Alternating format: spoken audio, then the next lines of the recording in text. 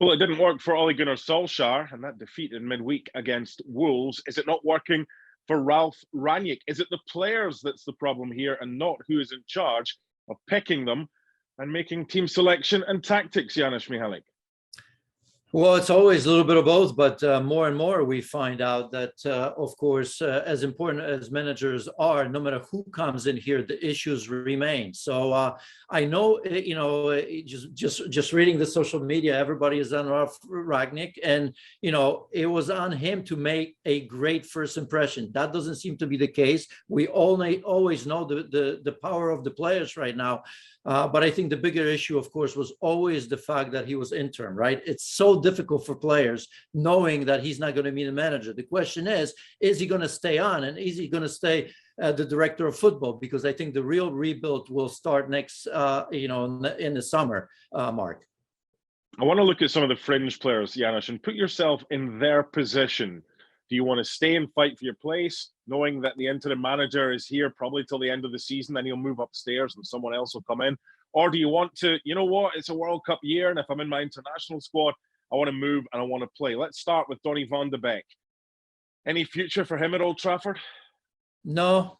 I mean, I think you should go and just read the list of the players, because the list of the players is long, and I'm looking at it and I don't know which one would keep. I get almost everybody that's unhappy there, because I mean, who is going to be the massive name that's unhappy that you're going to absolutely have to fight for to keep them? You tell me. I mean, we of course don't know who the unhappy players are, but I think if Ralf Rangnick stays, right, and he stays as a director of football, and let's say he brings Pochettino can rebuild one or two, but I just think that some of these things are going to resolve themselves, because even Cristiano Ronaldo, I mean, you tell me that he's staying in Manchester United, knowing that the next big title is going to be maybe in a 1 or 2 or 3 years? No chance. Cristiano Ronaldo will want to win trophies. He doesn't have time. And he came in, and I think Manchester United, Mark, were ahead of the season. We were mentioning them as possible Premier League champions, right? Because you think to yourself, well, Varane comes in, Cristiano Ronaldo, and you look at all the names.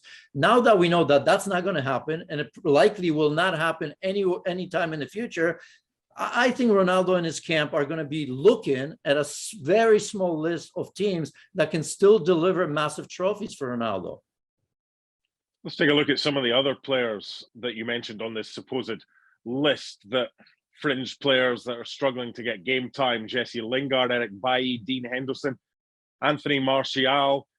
Is there part of any of their thinking that's like a little badge here? I'm a Man United player, and you won't be once you leave the club. It might be a step back or sideways to take 2 steps forward. Does the pool of Manchester United still have what it used to have?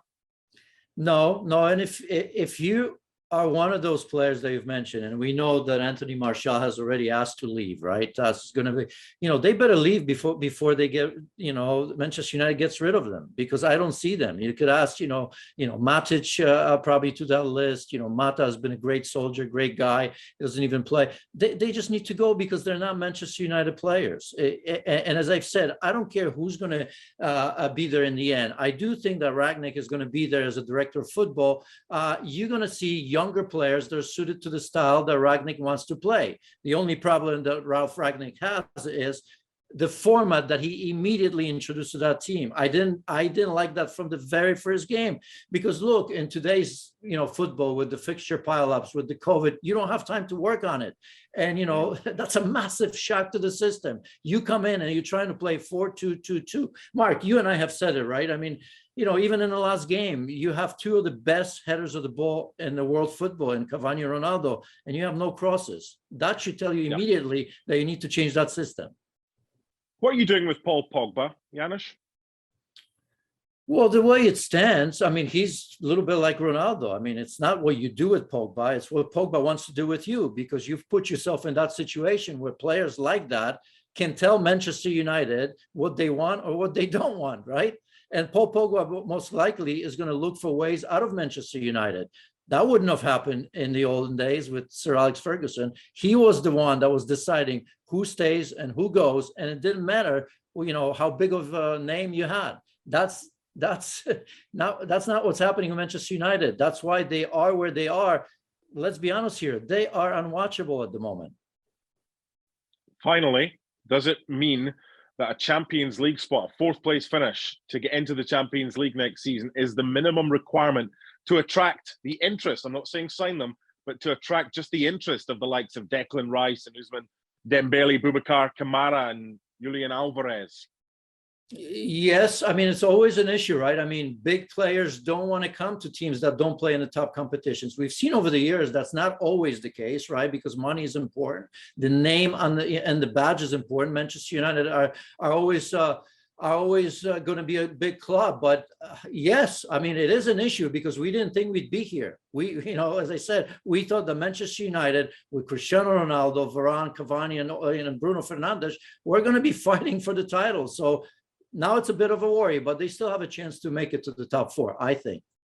Well, thank you very much for watching ESPN on YouTube. For more sports highlights and analysis, be sure to download the ESPN app. And for live streaming, premium content, and let's not forget as well, ESPN FC 7 days a week. Subscribe to ESPN Plus.